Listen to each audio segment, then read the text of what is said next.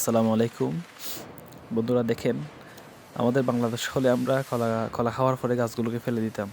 আর এই চাইনারা কি পরিমাণ বুদ্ধিমান দেখেন, তারা কলা খাওয়ার পরে গাছগুলোকে নষ্ট না করে মেশিনের মাধ্যমে বিভিন্ন রকমের প্রসেসিংয়ের মাধ্যমে তারা বিভিন্ন ধরনের সুতা তৈরি করে। অনেক সুন্দর সুন্দর এবং দারুণ দারুণ মজবুত মজবুত সুতা তৈরি করতেছে। আপনি ভিডিওটা দেখলে অবাক হয়ে যাবেন, কি অসাধারণ তাদের বুদ্ধি। আর মেশিনগুলো খুবই আত্মধুনিক এবং খুবই দামি মেশিন, যেগুলোর মাধ্যমে তারা এই কলা গাছগুলোকে একটা শিল্পের পর্যায়ে নিয়ে এসেছে। ভিডিওটা না টেনে শেষ পর্যন্ত দেখেন, তাহলে বুঝবেন কি অসাধারণ তাদের এই কাজগুলো। তারা প্রথমে এটাকে পরিষ্কার পরিচ্ছন্ন করে একটা পর্যায়ে নিয়ে আসে, তারপরে মেশিনের মাধ্যমে ধুয়ে ফেলে, একদম সম্পূর্ণ পরিষ্কার করে ফেলে, বাড়তি আঁশগুলো ফেলে দেয়। তারপর আস্তে আস্তে এগুলোকে গরম পানি এবং বিভিন্ন প্রসেসিংয়ের মাধ্যমে একটা পর্যায়ে নিয়ে আসে।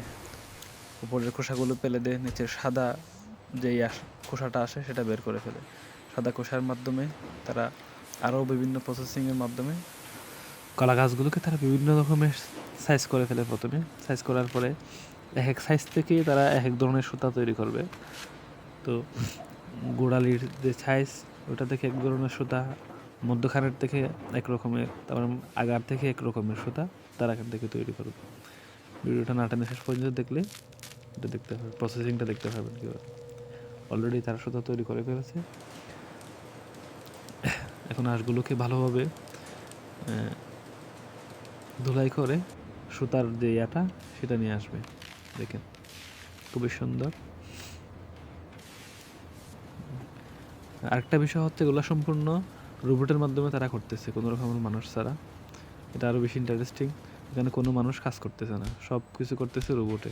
এখানে কোনো মানুষ লাগে না, সব কিছু রোবটেই করে। রোবটের মাধ্যমে তারা পুরোপুরি সুতো তৈরি করবে, কোনো রকমের মানুষের সাহায্য ছাড়া।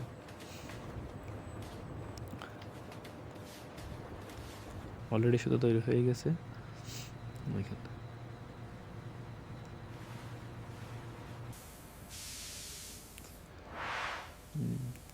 সুতা বের হয়ে গেছে।